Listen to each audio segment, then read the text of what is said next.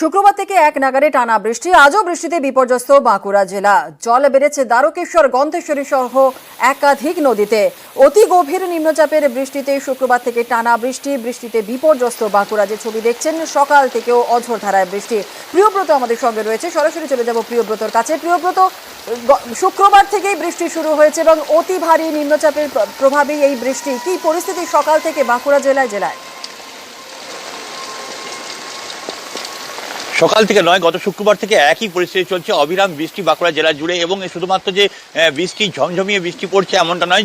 বৃষ্টির পরিপ্রেক্ষিতে কিন্তু বেশ কিছু জায়গায় দেখা যাচ্ছে যে জল বেড়েছে। নদীর যে জলস্তর, সেই জলস্তর কিন্তু বেড়েতে শুরু করেছে। জলেশ্বর, গন্ধেশ্বরী, শালি, ভৈরবাকি সহ বিস্তীর্ণ এলাকার যে বিস্তীর্ণ নদী বাঁধ, সেই নদী বাঁধগুলো কিন্তু উপর দিয়ে জল বইতে শুরু করছে। ইতিমধ্যেই বেশ কিছু জায়গার যে কজওয়েগুলো রয়েছে সেগুলো কিন্তু জলের তলায় চলে গেছে।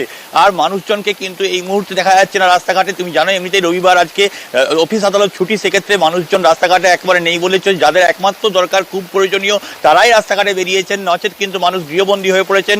জনজীবন এক প্রকার বিপর্যস্ত হয়ে পড়েছে। যেসব নদীগুলো রয়েছে, নদী বাঁধের পাশাপাশি যারা মানুষজন থাকে, তাদেরকে কিন্তু প্রশাসনের তরফ থেকে ইতিমধ্যে অ্যালার্ট করা হয়েছে। জেলা জুড়ে যে হলুদ সতর্কতা জারি করা হয়েছে, এর পাশাপাশি কিন্তু মানুষজনকে কিন্তু তারা সচেতন করেছে। যেসব নিচু বাঁধগুলি রয়েছে, নিচু যেগুলো কজওয়েগুলি রয়েছে, সেগুলো থেকে পারাপার ইতিমধ্যেই বন্ধ করেছে যে জেলা প্রশাসনের পক্ষ থেকে। পুলিশ মোতায়েন করা হয়েছে বিভিন্ন কজওয়ের পাশাপাশি। ইউনেলা, বেশ, একেবারেই ধন্যবাদ প্রিয়ব্রত।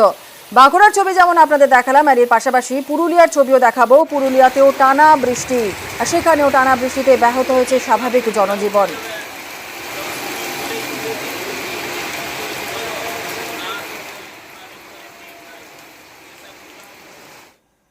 দক্ষিণ চব্বিশ পরগনা জুড়েও নাগাড়ে বৃষ্টি। উপকূল এলাকায় ঝোড়ো হাওয়া, টানা বৃষ্টিতে বেশ কিছু এলাকায় জলমগ্ন হয়ে গিয়েছে। গভীর নিম্নচাপের জেরেই এই বৃষ্টি। উপকূল এলাকায় চলছে মাইকিং।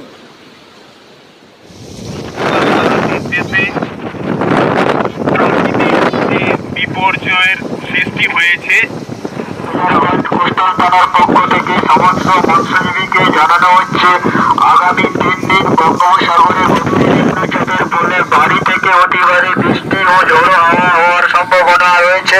আপনারা কেউ গভীর সমুদ্রে যাবেন না। যারা এখনো সমুদ্রে রয়েছেন তাদের অতি দ্রুত ফিরে আসার জন্য অনুরোধ করা হচ্ছে।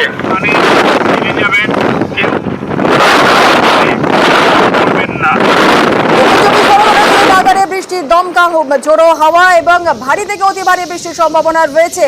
আর সকাল থেকে কি পরিস্থিতি রয়েছে, বিশ্বজিৎ হালদার আমাদের সঙ্গে রয়েছে। বিশ্বজিতের কাছ থেকে জেনে নেব। বিশ্বজিৎ, গভীর নিম্নচাপের জেরে তো বৃষ্টি হচ্ছে, তার সঙ্গে দমকা ঝোড়ো হাওয়া, কি পরিস্থিতি সকাল থেকে আছে?